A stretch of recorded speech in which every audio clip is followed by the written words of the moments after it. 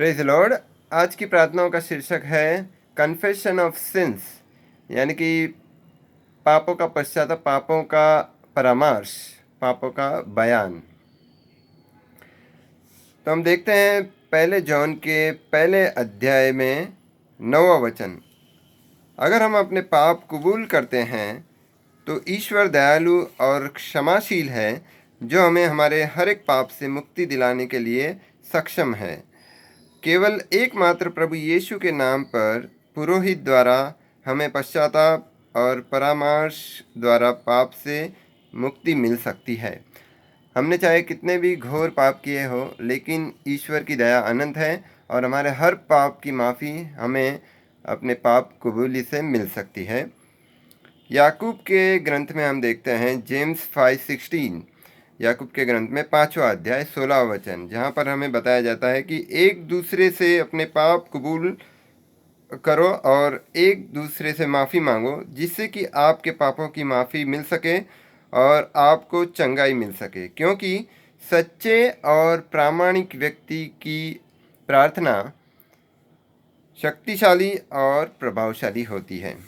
प्रवक्ता के ग्रंथ में हम देखते हैं 28वां अध्याय 13 वचन से आगे, जो अपने पाप ढक देगा, जो अपने पाप छुपाएगा, उसका उद्धार नहीं होगा और उसे मुक्ति नहीं प्राप्त होगी। लेकिन जो अपने पापों को कबूल कर देगा, उनके पापों की क्षमा होगी और उन पर ईश्वर की कृपा दृष्टि और दया बनी रहेगी। हम देखते हैं पाप कबूल द्वारा हमें एक तरह का सुकून, एक तरह का आनंद मिलता है। बहुत सारे पाप कबूली के फ़ायदे हैं। हम देखते हैं पश्चाताप से पाप कबूल करने पर इंसान का दिल हल्का होकर मानसिक रूप से शांति प्राप्त होती है।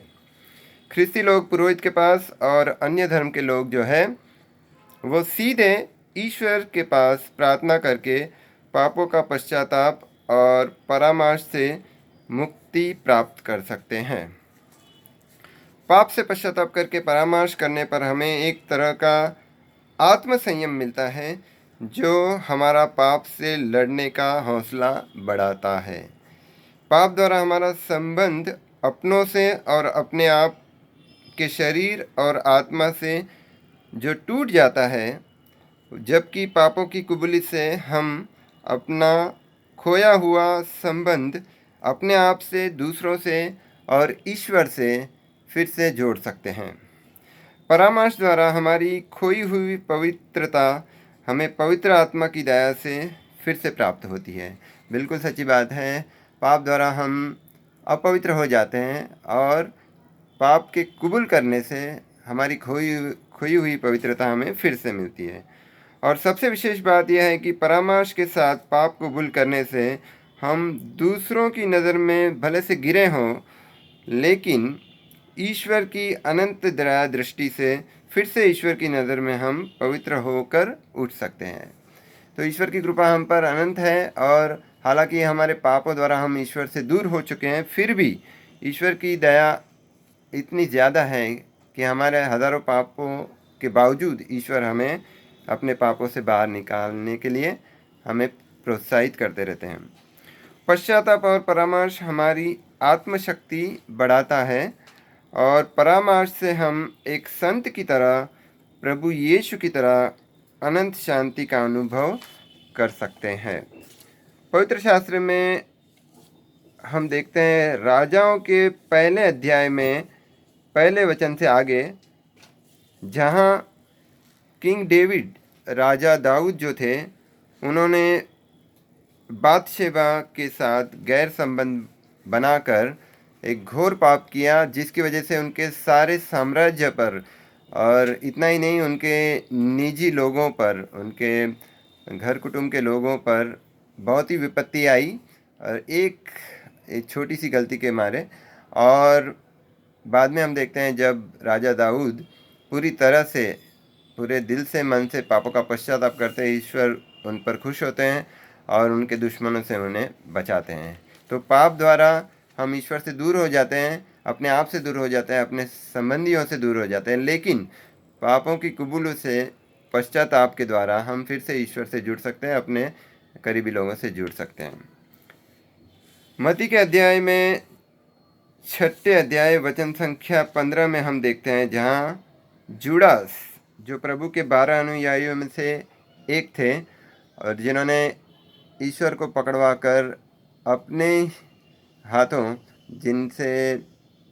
जिनके साथ पले बड़े खाते पीते एक साथ उन्होंने जहाँ पर सेवा कार्य किया, और जो कि 12 अनुयायी में से एक जो खजांची थे और पैसों का व्यवहार देख रेख करते थे, उन्होंने उच्च अधिकारियों से मिल करके 30 चांदी के सिक्के की वजह से प्रभु यीशु को पकड़वा दिया, जिन्होंने उनको सारा जीवन पवित्रता से जीवन जीना सिखाया। उन्हीं के साथ उन्होंने गद्दारी की।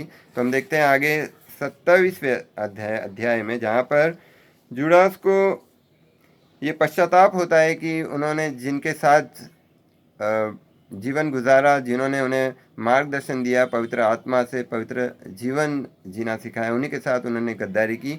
और वो फिर से जाकर अधिकारियों को ये जो 30 चांदी के सिक्के हैं फिर से लौटाते हैं और जाकर फांसी लगाकर आत्महत्या कर लेते हैं।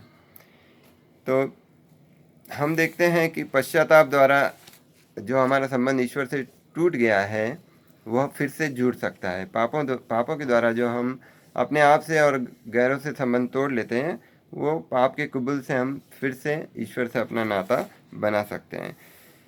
और इसी तरह हम देखते हैं लूक के 22वें अध्याय में 59वां वचन, जहाँ पर पीटर ने भी यही गलती की थी, जो प्रभु यीशु को 3 बार उन्होंने नकारा और इसके बाद 3 बार नकारने के बाद प्रभु यीशु को पहचानने से इनकार कर दिया।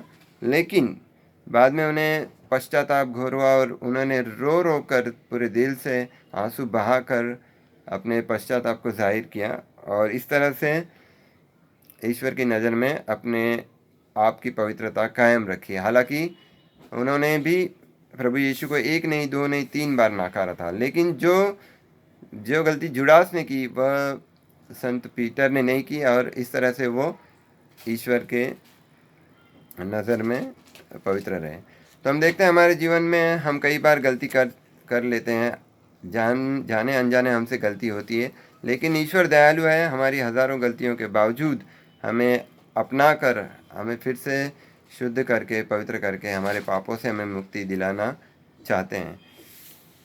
तो आज की प्रार्थना में इतना ही। हम आपसे गुजारिश करते हैं कि हमारे वीडियो को देखिए, सब्सक्राइब कीजिए, लाइक कीजिए। धन्यवाद। आमीन।